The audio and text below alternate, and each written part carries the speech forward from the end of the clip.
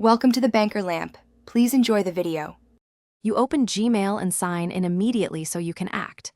Enter your Google credentials, then enable two-step verification for better protection. This prevents account takeover. Once signed in, make sure your recovery email and phone are set. They rescue access if needed. Next, change display density and choose an inbox type like priority or default to organize incoming mail.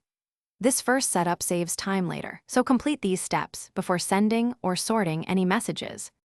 You start composing messages by writing a concise subject and using templates for repeated content. Templates cut drafting time dramatically.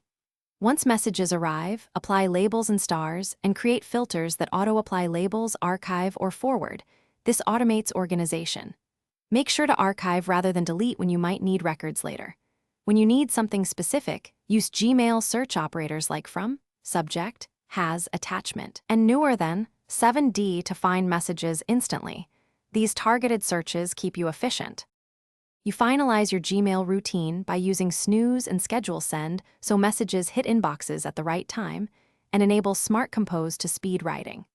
Integrate Calendar, Drive, and Chat to attach files, create events from emails, and continue conversations without switching apps. If something breaks, first clear the app cache and reauthorize your Google account.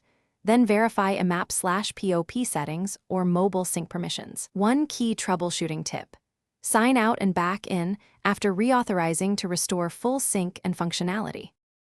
Thanks for watching. If this was helpful, leave a like and consider subscribing. See you next time.